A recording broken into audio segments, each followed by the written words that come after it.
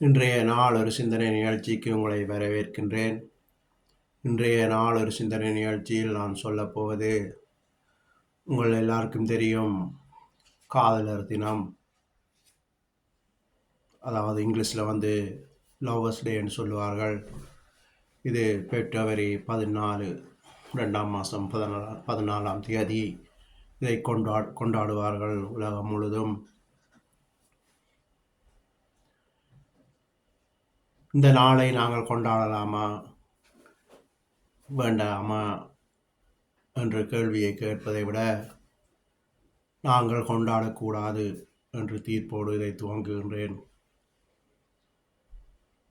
என்னென்று சொல்லி பார்ப்போம். இந்த காதலர் தினம் என்று கொண்டாடுவார்கள் உலகம் முழுதும். இது நாங்கள் ஏன் கொண்டாடக்கூடாதுன்னு சொல்லி பார்த்தால்,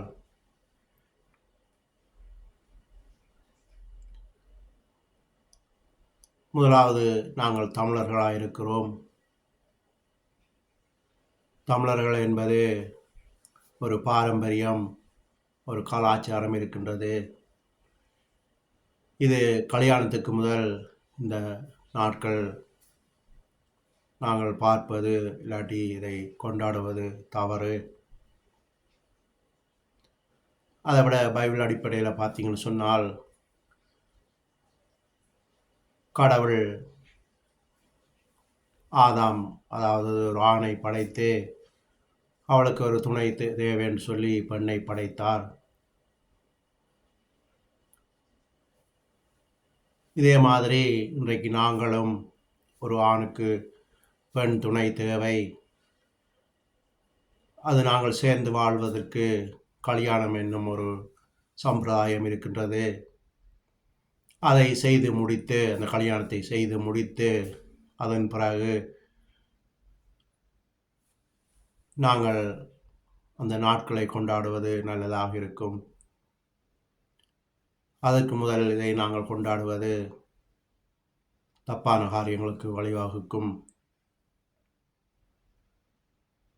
இன்னும் விளக்கமாக சொல்ல போனால், வெளிநாடுகள் என்று சொல்லுறது யூரோப்பை பொறுத்தவரையில், யூரோப்புன்னு சொல்ல முடியாது, இது இன்றைக்கு உலகம் முழுதும் இருக்கின்றது. இவர்களும் அதை கொண்டாடுகிறார்கள்.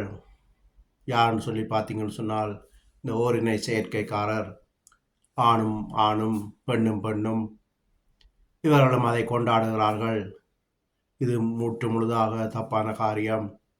பைபிள் இதை வெறுக்கின்றது. எப்படின்னு சொல்லி பார்த்தீங்கன்னு சொன்னால், எந்த ஒரு மனிதன் கடவுள் இல்லை என்று சொல்கிறானோ,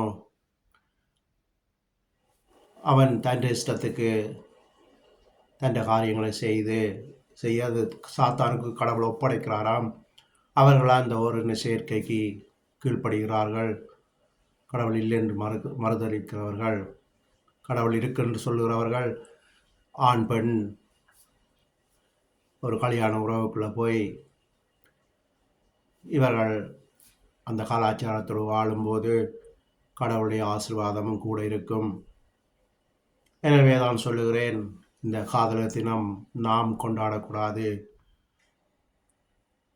உலகம் முழுவதுக்கும் அது கெட்டதாக இருக்கிறது. கடவுள் அதை விரும்புவதில்லை.